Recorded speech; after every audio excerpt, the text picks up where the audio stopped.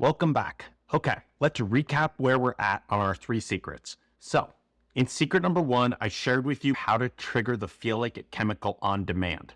In secret number 3, which I did out of order in one of the earliest videos, I shared with you the yearly ADHD tax, where you can identify how much upside you have from being able to do tasks when you decide, not when your brain decides.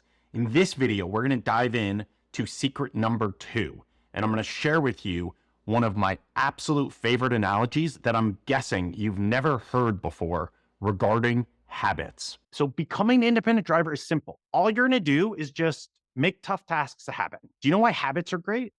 Because once a habit is established, it's easy to do. And with this skill of doing tasks when you decide, not when your brain decides, you'll notice big changes after a week of doing it consistently. But the cool thing about habits is when you do them for longer, like 4 to 8 weeks, you actually undergo a transformation or a metamorphosis, like a caterpillar becoming a butterfly, where you don't go backwards. Like if you've ever learned how to swim, you have that skill. You don't forget how to swim. If you've ever learned how to ride a bike, like you might be shaky when you get on if you haven't ridden in decades, but you don't forget how to ride a bike. And that's the same thing here. Like you might be rusty if you abandon it for a little while, but you literally undergo a metamorphosis where you are not the same person and you don't go backwards. So let me give you an analogy. This is actually one of my absolute favorite analogies. And this is actually something I've told people verbally, but I've never included in a challenge. You all are getting brand new stuff. So the analogy is the habit hill. And here's how it goes. Skills are hard at the beginning, right? So like you're pushing a rock up the hill, right? You're trudging up this hill. But the cool part is that once you get over the habit hill, the skills are easy to do. So here's the really cool part. In fact, once you get over the habit hill, the skill becomes hard not to do. So test this for yourself. Imagine that I told you you are forbidden from brushing your teeth for the next week. You're not allowed to. Almost every single one of you would find that very difficult not to do.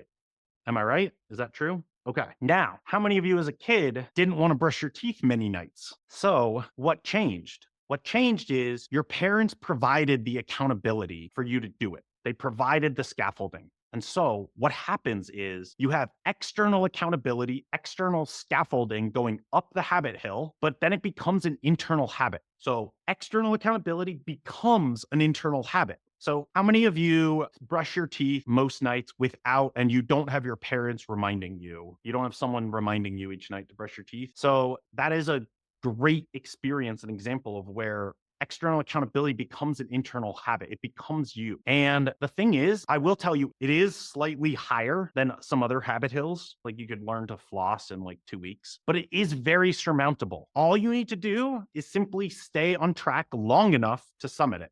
This is such a fundamental skill. It's like reading or speaking or walking. It's kind of unfair because we need this skill to be able to develop this skill. And that's why these skills are so hard to develop without scaffolding. So here's the thing. It's hard, right? And so you're going to want to give up at times, right? Maybe you're super motivated now, but in 2 weeks, you're going to want to give up. So there are 3 things that increase the risk of you giving up because they extend how long you have to be on the habit hill. Number 1 is how long you stay stuck when you hit an obstacle. So you hit an obstacle and now you're like, I don't know what to do. And I'm going to look it up, but I'm going to look it up this weekend. And then I got to figure this out, right? All that time that you stay stuck increases the risk because it's time that you're on the hill.